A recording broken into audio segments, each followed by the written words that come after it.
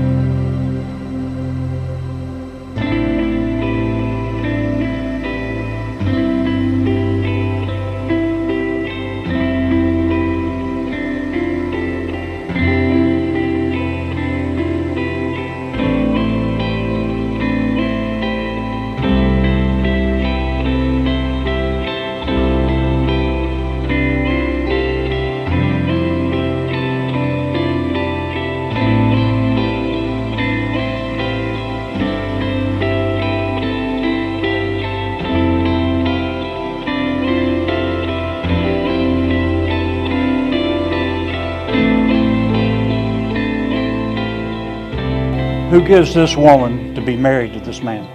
We do.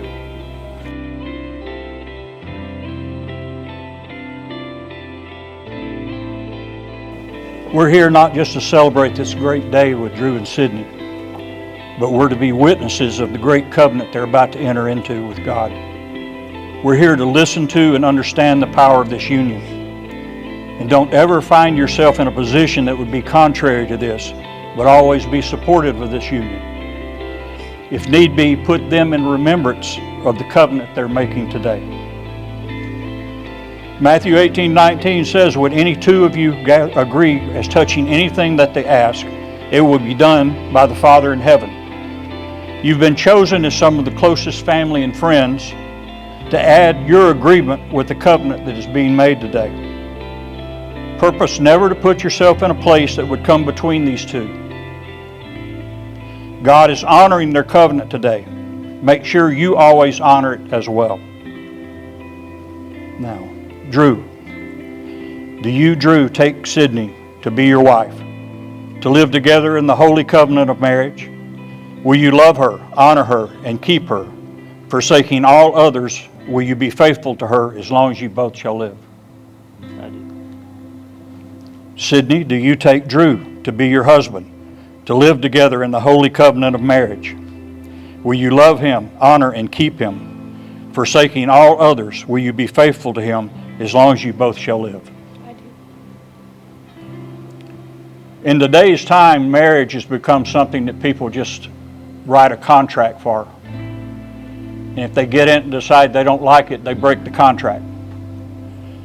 But true marriage is a God-inspired covenant. And covenant is for lifetime. Usually blood was shed when covenant was made, and blood was shed if a covenant was broken. But this is not a marriage contract. This is a God-ordained covenant between the two of you. Amen. Now Drew and Sydney have written their own vows.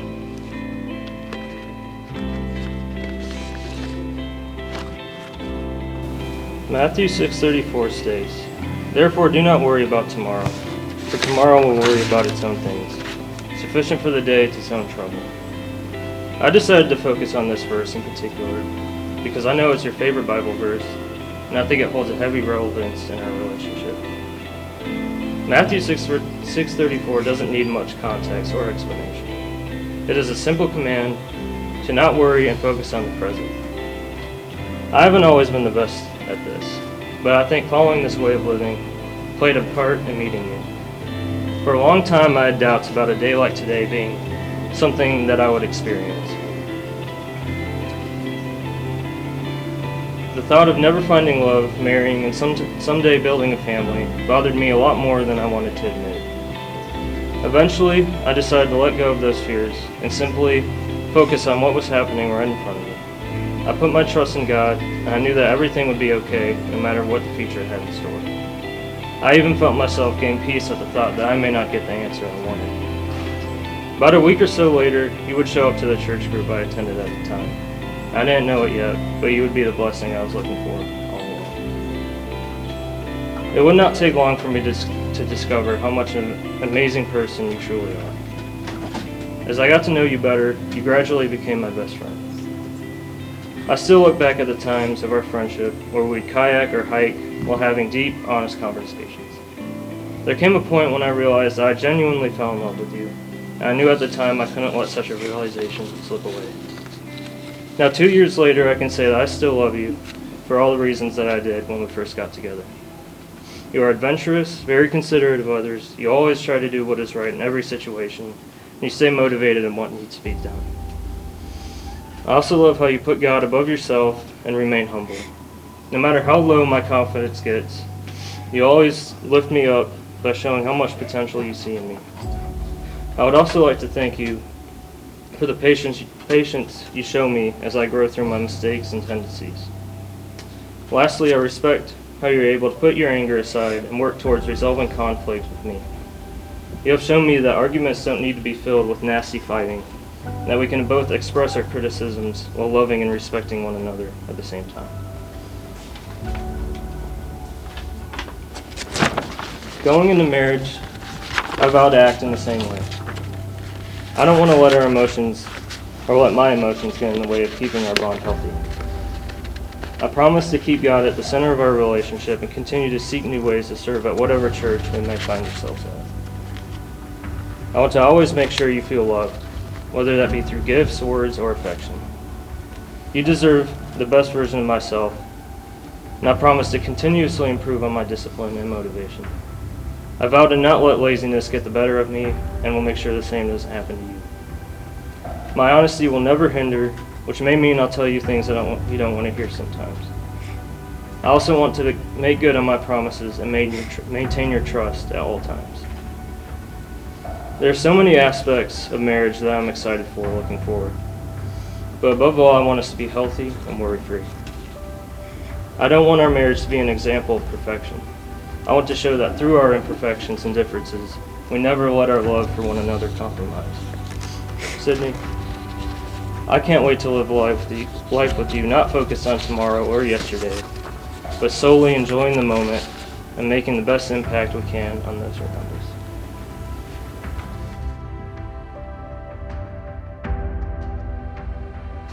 I knew I wanted to marry you, not when we first got together, but when you expressed your love for God.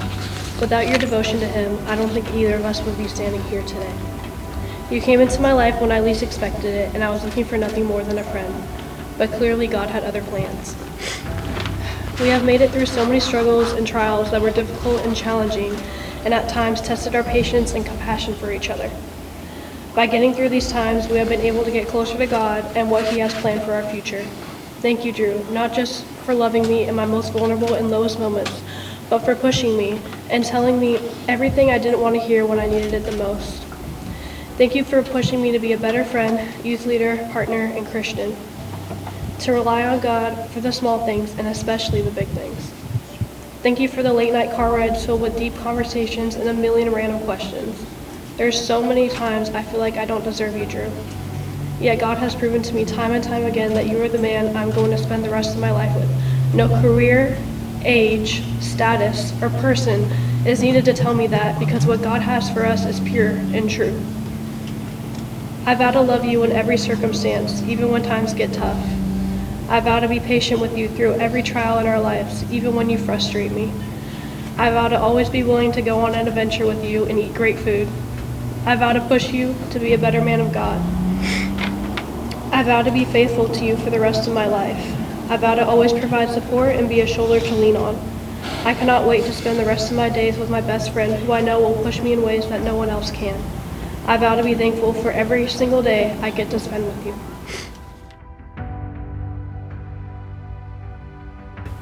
Drew and Sydney have decided to give rings as a symbol of their love.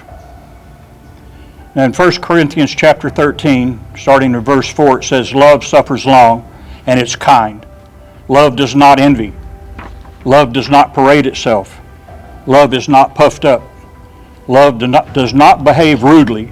It does not seek its own, is not provoked, and thinks no evil. It does not rejoice in iniquity, but rejoices in the truth. Love bears all things, believes all things, it hopes all things, it endures all things, and love never fails. While small in size, rings are very large in significance. They're made of precious metals. They remind us that love is not cheap nor common. Indeed, love may cost us dearly. They're made in a circle, and the design tells us that love must never come to an end. We must keep it continuous. As you wear these rings, whether together or apart for a moment, may they be constant reminders of the promise you are making today.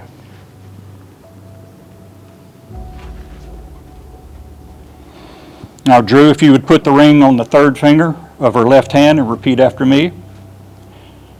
I give you this ring. I give you this ring as a symbol of my vow. as a symbol of my vow. And with all that I am With all that I am and all that I have, and all that I have, I honor you. I honor you. Wear this ring with joy. Wear this ring with joy. Now, Sidney, if you'd place that ring on the third finger of his left hand and repeat after me. I give you this ring I give you this ring as a symbol of my vow. as a symbol of my vow. And with all that I am And with all that I am and all that I have, and all that I have, I honor you. I honor you. Wear this ring with joy. Wear this ring with joy. Now, with the authority vested in me by the name of the Father, the Son, and the Holy Spirit, I pronounce you man and wife. You may kiss your bride.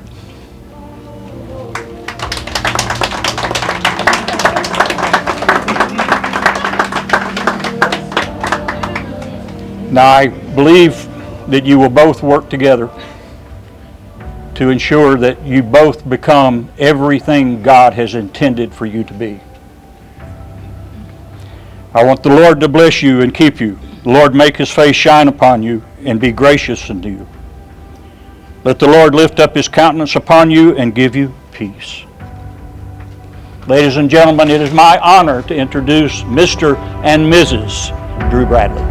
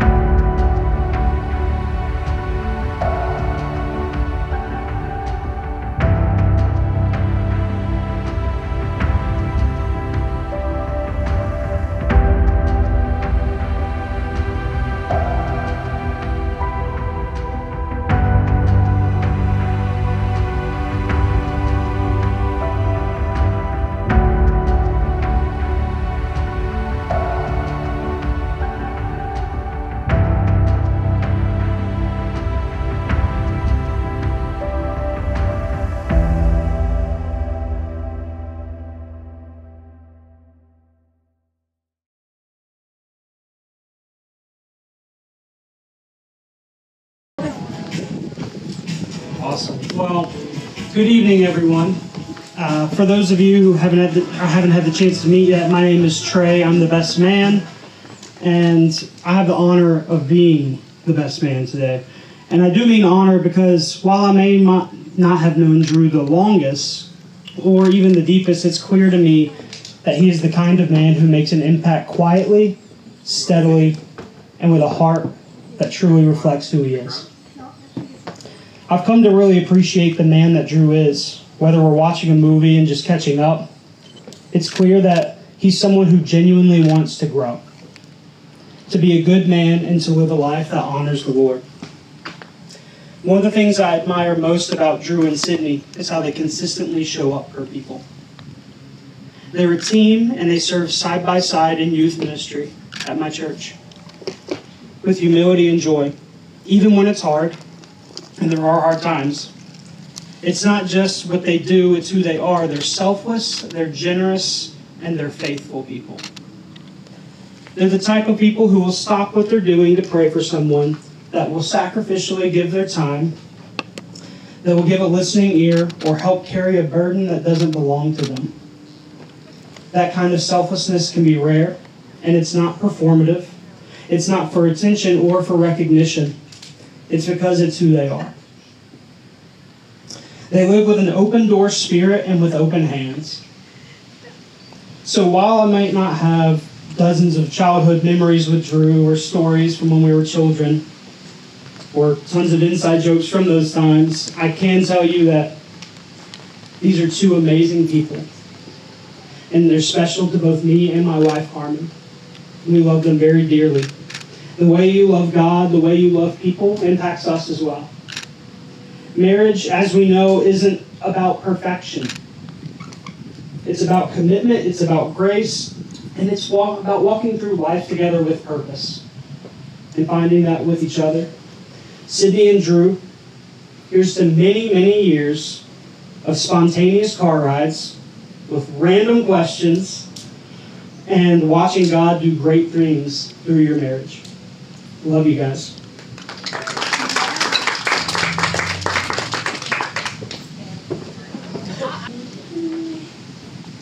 Who are you? Hold on, I got that on my speech. Okay.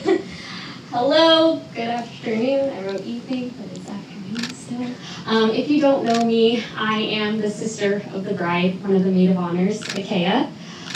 So I remember when my mom had told me she was pregnant, I was very upset. I had just gained 2 stepbrothers and a new stepdad, and I was like, I don't want any more siblings. That's enough for me. However, once Sydney was born, that all changed. I've always been the oldest sibling. I'm still the oldest sibling, but this is the first time I got to be an older sister to a younger sister. I always had brothers, which is a lot different than being an older sister to brothers. I have a tattoo of a lemon on my right arm, and anytime anyone asks me what it means, I get to tell the story of my little sister and how when I babysat her one time, she showed me this lemon and was telling me it was her pet, and that she had to clean up after it, and everyone gets a kick out of it. It was when I was in high school, and everyone thought it was hilarious, so I get to carry that with me, with my tattoo also. I get to look at it and remember the silly little girl who knew how to take care of so many pets, who was always frugal when it came to the money she earned, and who made sure to always double check what was in the food we gave her, just to make sure we didn't poison her. She has an allergy to nuts. So, being your older sister has changed my life in so many ways. While we are 13 years apart, I feel like we've managed to get closer every year that goes by. I love getting my phone calls and FaceTime calls just to ask if there's mold in your apartment, which there isn't, and to give you advice when you ask for it. I thought I had enough siblings when you were born, but you coming into the world made me realize I was missing one more. Sydney, it's been amazing watching you grow into the woman you are today. You are smart, funny, hardworking, and caring. I never thought that my little sister would be getting married before me, but I'm incredibly happy it's to a man like Drew. Drew, I know you're an only child, but today you just gained 3 siblings. Just like I'm always here to support Sydney with whatever she needs going forward from today, I'm also here from you. Welcome to the family. To you both, I wish you a lifetime of happiness, adventure, and joy. I know I'm not married yet, but if I've learned one thing from what has made my friends' marriages successful, it's this: to be each other's biggest supporters. I know they have disagreements, and you will too, but what makes them successful is that they're able to get over it quickly. They talk and forgive each other easily. I hope the same for you too. Sydney, I love you more than I can fully express. I'm so thankful that I got to have you as my only sister. I will always support you and be here for whenever you need. Drew, I'm so happy you're joining our family. Your calm demeanor matches Sydney's personality perfectly.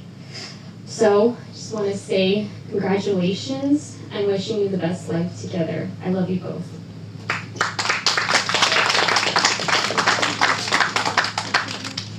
Anyone else?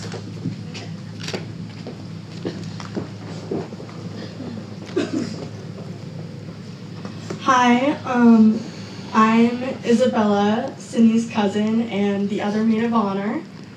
Sydney and I have been best friends since I first saw her in the hospital the day she was born. I acutely remember the first time I laid eyes on her, and I immediately thought, who was this new baby in town?